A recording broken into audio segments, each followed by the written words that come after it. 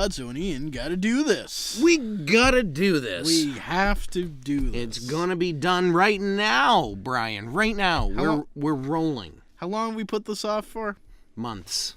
Too many months. Many months. And, one of the things, welcome to Ian and Brian Gotta Do This, or Ian and Godsoe Gotta Do This. We're still working on that. You know what? You decide. It could go either way. And this is our vlog. Oh, don't say that. No? Oh, God. All I want to do is hit you. Every muscle in my body wants to connect with your face when you say vlog. Why? But we'll call it a vlog because we want hits. So. No. All right. So we're not going to call it... We're not going to call it a vlog. We're not going to call it a vlog. I have a thing against podcasts lately. And no offense, because we're going to talk about yours later. Which is brilliant. I'm sure I haven't heard it. And I have a thing. Everybody's doing a podcast. Anybody with a microphone is doing a podcast. And the thing is, I don't do audio anymore. I started off in radio in the 90s because magnetic tape and VHS and beta tapes were expensive. For all you kids out there, the way we used to record things was not through thin air on your tiny little rectangles. We actually had to get giant boxes that we stuck in other boxes, and then we recorded things to those boxes. Why are you talking like you're my age? Like, seriously, you're part of that generation. I remember. How old are you? I'm 34, you fucking Jesus asshole. Christ, I'm over 10 years older than you, sunshine. Okay. So I guess I don't remember VHS happening. You're so MySpace. Oh. Don't worry, man. I'm VHS. You're MySpace. Oh, my God. I'm going to throw up. Vlog MySpace. Jeez. Vlog MySpace. What are we doing? We're doing our show. Because we got to do this. We do. All right. So in case anybody's wondering, once a week we're going to debate, volley, talk about, discuss things of our personal interest in this really dark environment. Why? Because it's visually stimulating when all you can see is us. Oh, really, as little light on me as possible. I'm just probably going to keep that visual stimulation up. Like, I don't even have a face for radio. I got a face for the printed word. I have a face for description. So did Gollum. Okay, all right. Speaking of Gollum, one of the things I want to talk about every week is film, because I'm a filmmaker. I'm a woefully unsuccessful filmmaker, but I have an IMDb page, and I have some credits in there as an actor, producer, director, blah, blah, blah, blah. You are, as a matter of fact, only one of two people I know with an IMDb page. Ooh. And, for the record, I am a full member of the New Brunswick Film Co-op, and anybody who makes videos should join the Film Co-op. So, every week, I want to talk about a film. Okay. This week, you've chosen the film. Now, you chose the film, and we have a little bit of overlap, because you talked about it on your recent podcast with John Scove Nielsen. Well, I'm going to discuss it a little bit. It hasn't been recorded yet as of the time of this taping, but by the time this gets out, you'll probably be able to hear it. Mostly, me and Arif showed up on the John Forward radio show and discussed it a little bit because we went to go see the film with John. And, it's fun. It's not great. It's actual garbage, but it's the fun kind of garbage, like the sequels were almost. Yep. Like you're not in it for any kind of a point or a story. Matter of fact, it kind of lampoons both sides of the gun debate to the point where it's just kind of like a wet fart in the cacophony of voices in that particular spectrum. The what of voices? Cacophony. Cacophony. Cacophony. The cacophony of voices. You can suck my cacock. No thanks, I choke. Yeah, it's the high school joke. Anyway. Cacophony. Cacophony. Gotcha. Well, I'm at a bit of a disadvantage about this because I haven't actually seen it, so it's hard to give commentary on it. But I will tell you this: I was a huge fan of the original Death Wish with Charles Bronson. It's a great movie. Maybe Rutger Hauer, maybe, but if you think about it, Rucker was pretty, whereas Charles not so much. He was like Hollywood gritty, right? He was an early Mickey Rourke. Like just the kind of guy that just always he was probably born looking like he was fucking 75 years old. That mustache and that grin, like, hey, how about some breast milk over here? You ever see The Wrestler? Yeah. Oh, brilliant. But anyway, so you saw the original Death Wish series, right? Oh, so yeah. that's my point of reference. So if you were to compare, was this a complete reboot, or was it almost a shot-for-shot, word-for-word dialogue? What was it? Like, was it a copy? Was it... It was a complete reboot. So instead of Kersey being this architect who basically struggled with the violence after his family was brutally raped and murdered, in the sequels, anyone who he's ever known gets brutally raped and murdered, by the way. That's kind of the charm of the whole thing, if that makes any sense. But in any case, in this one, he's a doctor, which only really gets important for like one scene. So wait a minute. So Paul is a doctor. Yep. He's a surgeon at a major metropolitan hospital in Chicago, which, by the way, is the worst place to go if you don't want your shit stolen. Because in the movie, there's a point where the first gun that he gets, there's a guy that's wheeled in for a gunshot wound. A gun drops out of his hand onto the floor, and he just kind of kicks it under the bed. And that's what he uses for, like, the first part of the movie. Whenever he goes out, too, like, he just grabs a hoodie from the laundry room. So, like, a phone from the back of an ambulance. So, like, you don't want to end up at this hospital if you don't want your shit stolen. Jesus McMurphy. All right, time for a drink. This break brought to you by no such sponsor. Note how I hold the can. I see, yeah. Strategically, as so that there's not any direct logo infringement. That way they don't know that it's an all kind of different beverage than what I almost said there. You want to talk subliminal advertising for a moment? I know the power of a filmmaker. I can implant all sorts of ideas in your mind and not say a word. I can do it all with pictures and camera tricks. Just tell me where to send the money. This is the best. Well, we'll talk about Patreon later. But this is the best example of subliminal advertising ever pointed out to me locally. You ever drive by the Moosehead Brewery plant in 87, 88, maybe well into 2000s, but around definitely the whole 90s? They had these wonderful trees planted out front of the brewery. Do you remember that? Probably. Yeah? Do you know what kind of trees they were? Every one of them? All of them? Pine tree? They were all pine trees. Oh, my God. All pine trees. All pine trees. Oh, my God. I kid you not. Oh, they all burned down. I don't know what they might still have one or two of them there. I don't know where they came from. So, like, did you see this in the theater, or did you wait for it to go out in DVD? Saw it in the theater. It just came out last weekend, actually. Jesus Christ, you can't get what? You can't get me out to the theater for like anything that isn't like an epic Star Wars movie that I'm grossly disappointed in. Well, this was kind of like our White Panther, really. Like, all said and told. Careful. It's not a good time to be a White Panther. No, I know that was a joke. This is a comedy pod or a comedy vlog. It's not necessarily a good time to be a comedian. Oh, well, I'm fucked. Oh God! All right, and that was Fun with Films. Yeah, I made that up on the fly. I give it 2.5 stars out of 5. Not as good as Death Wish 4, but better than Death Wish 2. Well, there you go. So, we've established that you have another podcast. It's a film. That's right. Or it's a film review. You guys and John Scove Nielsen are reviewing films. That's right. We're calling it Cult Following. We're going to have a rotating third chair for another comedian every week. But wait, I believe there's already a podcast called Cult Following. In Phoenix, I believe, when I did my research after the fact, when it really mattered. No, it doesn't matter at all, right? Trust me. In order for it to matter, you have to make $1.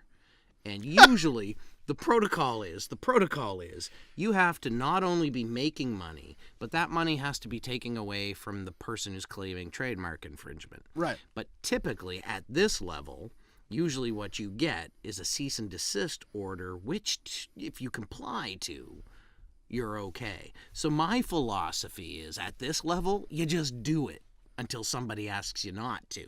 I wonder how this recorded conversation that we're going to put up live on YouTube is going to affect that. No, I'm serious.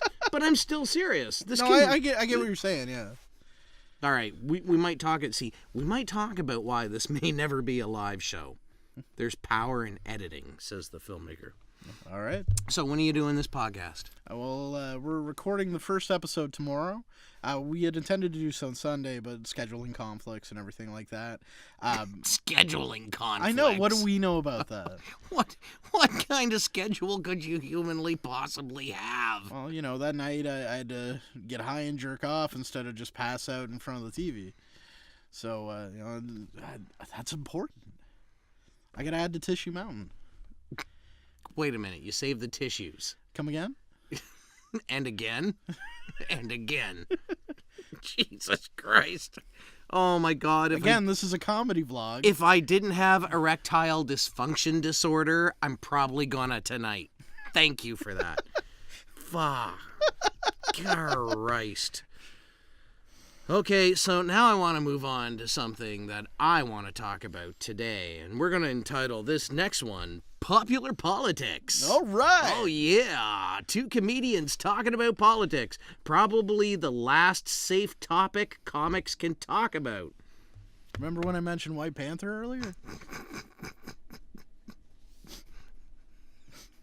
Social justice warriorism. You can trademark that, copyright that. That's mine. Social justice warriorism ruins Star Wars. But I'm just going to leave it at that. First of all, I think Adam Baldwin probably actually holds the copyright on social justice warriorism, having been on Twitter during that point in time. And second of all, what? So anyway, are you talking about like The Last Jedi in particular? Or are you going as far back as The Force Awakens? No, I'm talking about The Last Jedi specifically. Okay. Political Star Wars. So, political Star Wars. That worked out for The Phantom Menace. It's going to work here. Political Star Wars. Okay, so here's the deal.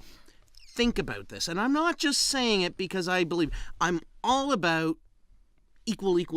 But what's happening is not equal. No, it's not. It's not equul. All right, okay? Go on. Make your point. I am so not going to make out well at the end of this argument. This is not going to look good for me. No matter how I say this just isn't going to be. Every villain in The Last Jedi was a white male. Every hero or heroine, with all due respect to, drug addicts, every heroine in The Last Jedi, every hero in The Last Jedi was a visible minority or a woman. What about Oscar Isaac? What about him? He's not a minority. He's not? Is he not a white dude? No. Doth my eyes deceive me? Doth your eyes do. What about Oscar Poe Dameron, right? Yeah, Poe Dameron. Yeah. No, man, he's like Puerto Rican. Okay. Yeah. I'm just stupid then. No, All I right. could be wrong. I will post a bubble thingy posting his nationality or whether or not I'm just a racist idiot, which I'm not. I'm trying not to be. I love everybody. I'm for equality. I'm for equality. Equal. As you were saying before, you were going to point out that Star Wars is the SJW trying to burn it all down. Yes. Absolutely 100%. I want to do a special on this later where I can actually justify my position that the Social Justice Warrior League is villainizing the men, white men. It's kind of like I'm now instantly, if I let this go out, I am now instantly a complete racist, which I'm not. It's kind of like an episode of W5, except we're focusing on the why. I have a black cat. All right, yeah, I named it Kunta Kitty. Don't edit that out. Yes, you do, but Kunta Kitty. I don't think that's my joke. I think it's gonna go for a His different name is reason. Toby.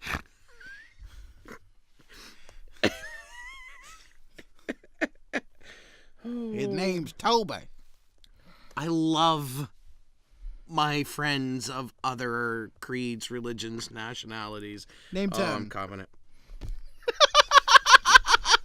I'm not being serious. You're a dink. How many different ways can I break down Arif Hussein's name? I started. Oh, for the record, I was the guy that pioneered the bit about mispronouncing Arif's name, and I've got it in a Hoveland episode where I actually stood there and called him everything under the book. All right, let's have our first atom replacement. Hello. Just right over there in front of the green screen there. All right, Mr. Arif. Arif. Reef. Unbelievable. Arif. Arif. That's fine. Arif. Fine. That's fine. If. Normal. At the end of it, the last one I called him was actually like Arafat or something like that. And Well, no wonder there's a little bit of confusion on there. It's something that people actually haven't seen. screw you. All right, so Star Wars, that's in the bag. Star Wars is done. We're calling it out there. All right. So let's talk politics. So we got the orange-haired orangutan down south. He's now making huge statements about, trade wars and putting tariffs on Canadian steel and Canadian aluminium, and I like saying it aluminium. It's an old way of saying it that my grandmother used to say. Aluminium. She Oh, puts that the makes my brain hurt. accent on the wrong syllable. Oh, I love it. So anyway, seems like every one of these is just gonna be an endurance test for me not punching you in the yeah, face. I know. Isn't it going to be great?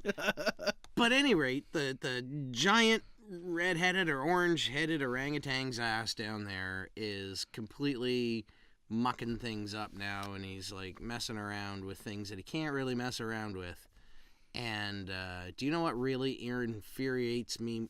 You know what really pisses me off most about Donald freaking Trump as a Canadian? What's that? Most of my idiot Canadian brothers and sisters are paying more attention to that lunatic than they are the man named Justin Trudeau.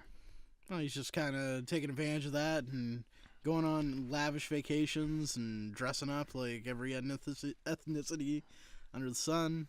That's nothing wrong with that. Every leader does that. When in Rome, you wear the toga. I think the biggest thing with that, the reason why anyone gives a shit about that, is what else is he doing?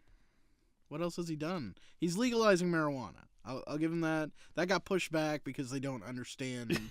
Why is that a positive thing? Works. Why is legalizing yet another substance in the public domain yet a positive thing? Because it, for one thing, caused a lot less arrests for bullshit reasons. A lot less people going to jail for having fucking pot on them. It takes money out of the black market. Oh no, it won't. Oh no! Not once people get tired of the bullshit way that you're supposed to buy pot. Have you read about this? Did you hear that they're going to put $1 a gram tax on everything they sell through the system? Yeah, I heard that. That was this week. $1 a gram. Think about that as you scale up. Yeah, that's not going to work. It's not a percentage, dude. That's a flat buck. Also, the way that the buying process works, at least your first time, from what I've read, and maybe this has changed since then, you go into the MB Liquor pot distribution place. There's like a waiting area where they make you like sit down and talk to a person about the dangers of marijuana first. You have to like sign a form and all this other bullshit, and then you get to go in and then make your purchase. Who's gonna want to do that every time they just want to take a brain vacation to steal a bit from Shane Ogden? I love you, Shane. Shane's awesome. All right, that's cool. All right, so let's set politics aside, and I still want to say Canadians should be paying more attention to their leadership than theirs. I will say this though about the White House. The thing that I find the funniest of all is their turnover rate at the White House is going to be like a call center. That's funny.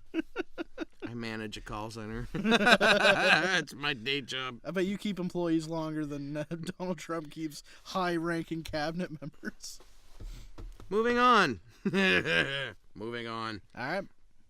Some of my leadership may see this. I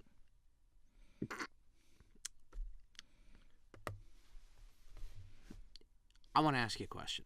Serious question. All right.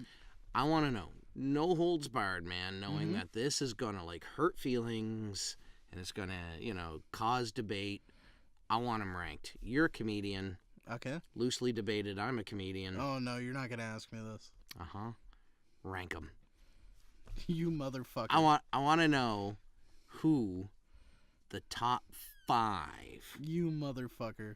St. John comics are, according to Brian Godsoe. You finally did it. You did the thing that nobody wants to do. All right, so this list, it's super subjective. Well, yeah, that's I'm gonna add all true. all these qualifiers that Ian's probably just gonna edit out. No. I'm not the Colbert Report.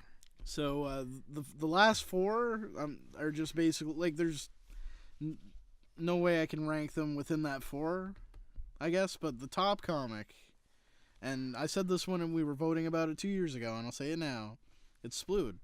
Absolutely. Splood. It's always been. We'll get back to it. Who's number 2? We'll say Ogden. Really? Yeah. No, Ogden still fucking makes me laugh. One of the things I like about Shane is he's constantly pushing boundaries. Now, he's got his material, and he certainly has his timing and professional, acumen down. He knows when something's working and to jump into the next bit. He knows when to hang. Right. Right? And how to ride the wave of a laugh. But if I were to flip a coin and have Shane and Splood hit 1 or 2, it would be a coin flip.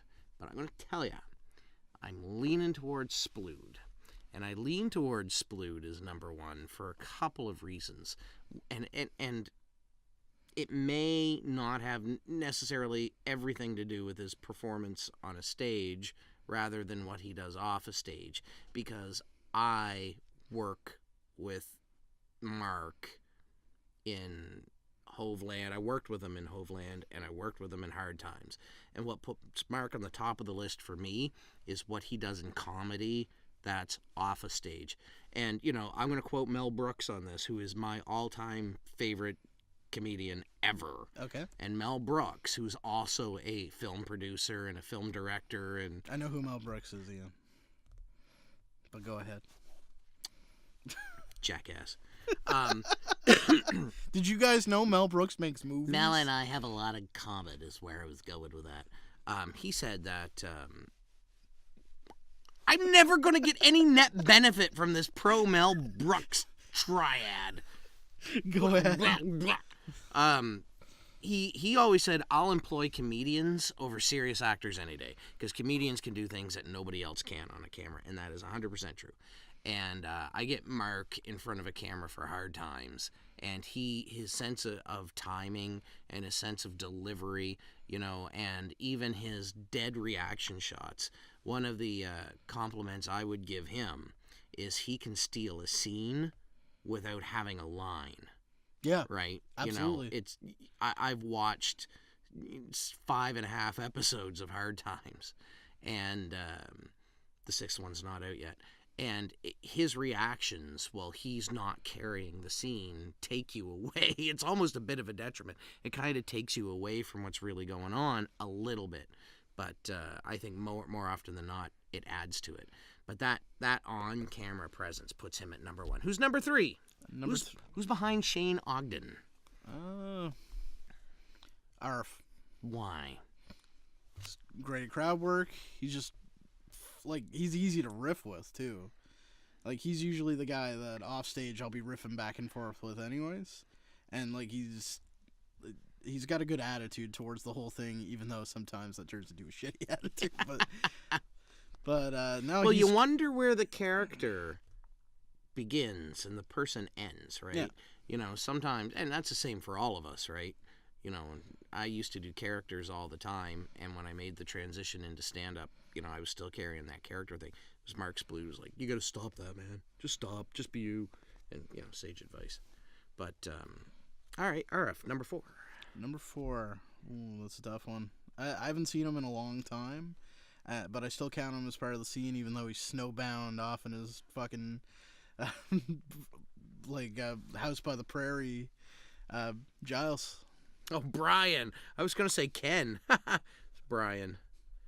Yeah, the Rev, man. Another great comedian who's amazing on camera. We had him in for some hard time shots, and he completely nailed everything that we did with him. Fuck it.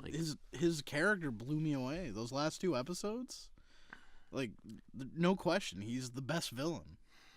He's Snidely Whiplash. Yeah. Which is really funny because he's an American and Snidely, so, stereotypically Canadian, only, behind the Mountie. What was his name? Dudley Do-Right. Dudley Do-Right. There we go. Had a fart. It's like Snidely Whiplash if he made love to fish.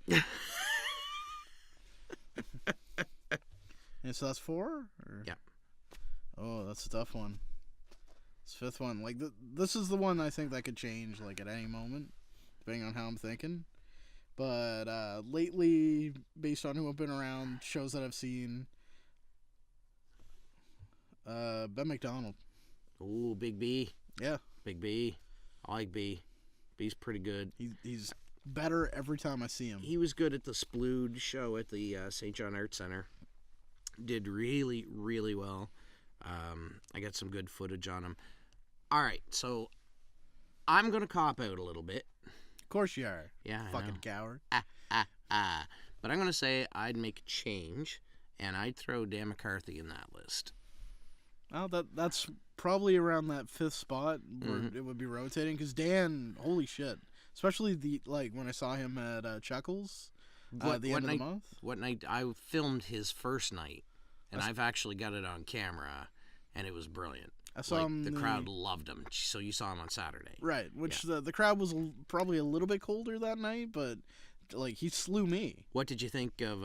Now, wait. I want to focus on Dan McCarthy. So Dan not only is one of these guys that is getting better and better and better, but because of his style of comedy, his repertoire is so deep. He's a one-liner, right?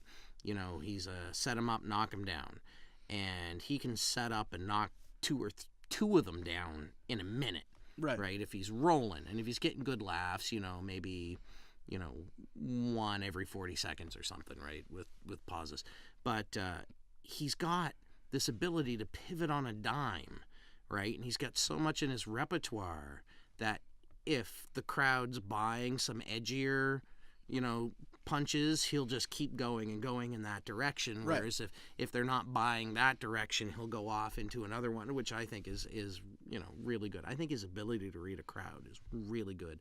So I taped him with that Christina Walkinshaw with Christina Walkinshaw. She's really good too, by the way. I liked her. I did a video. Me and Steve Fudge had the camera set up for her on Friday night, and we shot for her. And oh my God, the second time, because when I'm shooting, I'm not really, I have other things going on. Right. But when I watched the footage, holy crap, man, she was funny, and the crowds love her. That whole sexy pre-middle-aged blonde horned up thing going on. Especially when she got to her arm flaps. Oh, Jesus Christ, that was so brilliant.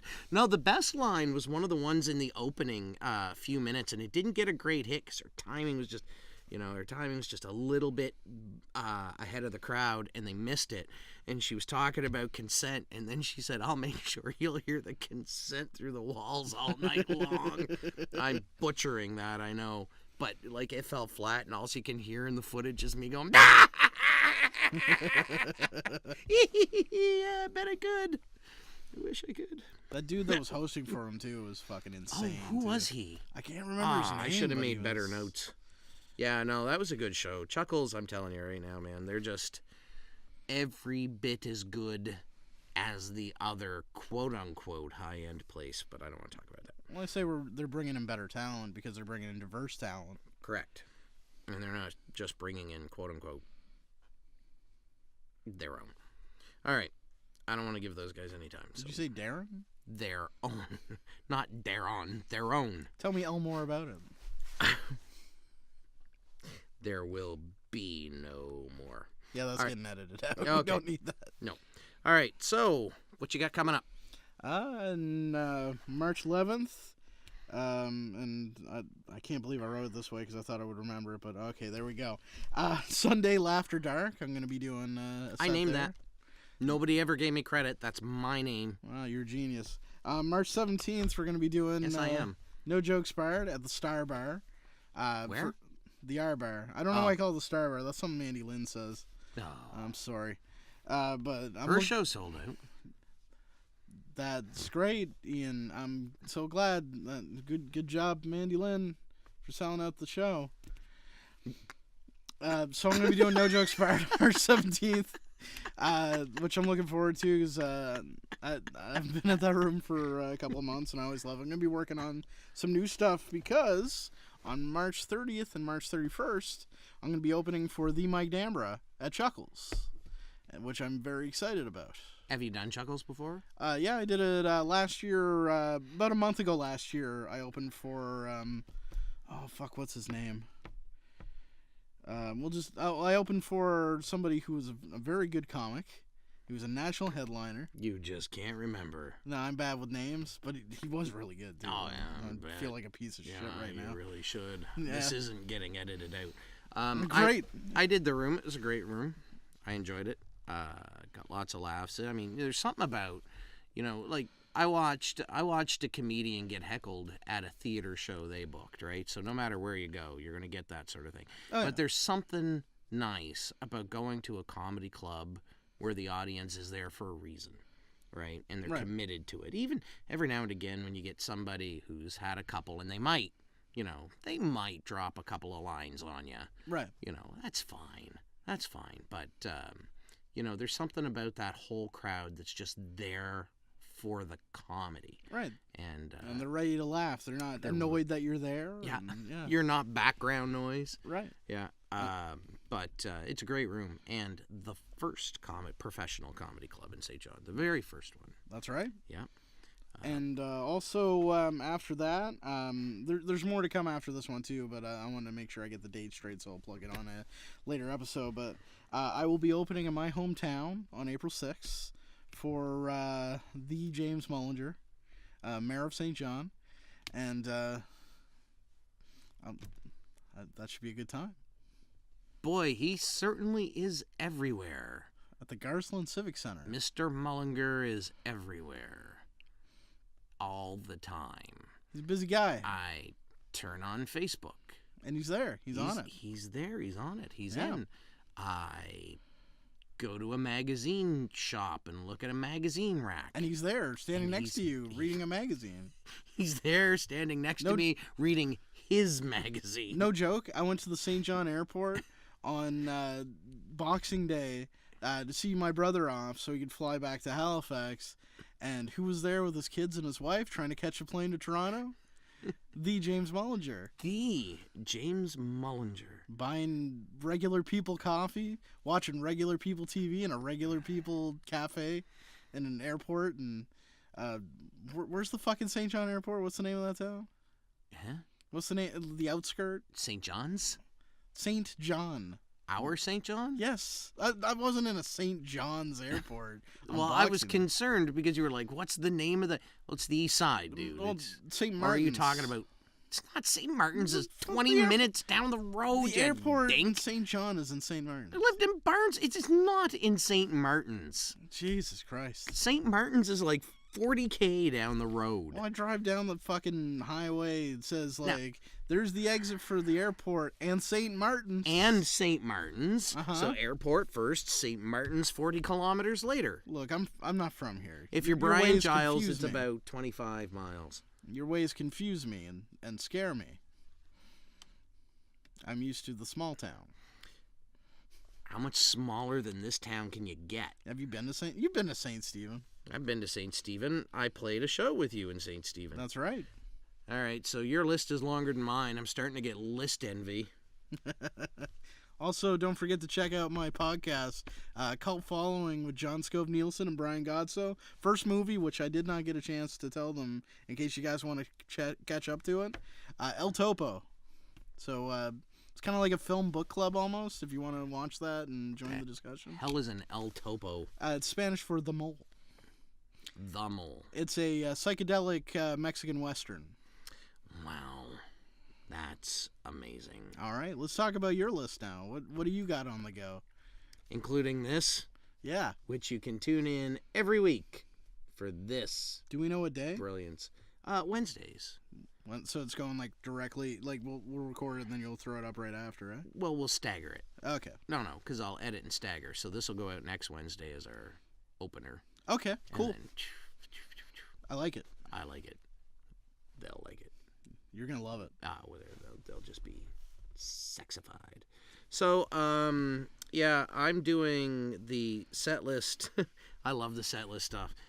Me too. I like being quick. I give myself some credit for being quick on my feet. I do a little crowd work at my set, not a lot, but I do a little, and I like playing with ideas randomly. So set list comedy is we don't plan anything. The topics are all kind of put in a hat, pulled out, and we have a short period of time to formulate and get a joke out there based on whatever the hell it is somebody like you submits. So I got that on the 25th at McGill's Market Square. April 21st at the Kent Theater. I am doing something. Not quite sure exactly what I'm doing or who I'm doing it with, but I am doing something. April 21st at the Kent Theater, and I'm told I'm the opener. That was an I'm actual getting, cough. I don't know why, but I'm getting pegged to open things a lot. Well, I don't know what to tell you, Ian. I'm also opening things. So, I'd like to close a thing. We should do a thing where we can close a thing on our own. oh, we should do like a live podcast sometime. Ooh, that'd be fun. That would be fun. We could do like a live podcast from the St. John Arts Center and piggyback it on somebody else's comedy. Oh, that'd be great. That would be fantastic. And we have a live audience. We'd have Yeah. guest stars. We could have people ask us questions. We could pass a mic around because, people want to know things about you. Oh man, people think they want to know things about No, me. they do. When you peel back the curtain a little bit, it's mostly just like, just garbage and poor living conditions. But And that's just your kitchen. it's like I'm training to be homeless. I was homeless when I was in college. I slept in my car. Oh, Yes. so for you had a home. several months. It was on wheels. It was. Couldn't afford to move those wheels, so I got towed while I was in the back. True story, I'll tell you sometime. All right. Well, Brian, that brings us to an hour. For those of you paying attention, I'm sure your timer will say a lot less because I've cut a lot of this out. That's right, because I said Asian lady twice. No, you said fat Asian lady twice. Big difference. Well, she is. She's rotund. I'm fat, so I can say it, and my eyes are tiny, so I can get away with pretending that I'm Asian, too. You're not. All right. So anyway, my name's Ian Esty, and this hunka is... Brian Godsoe. And we We gotta... do this. Bye.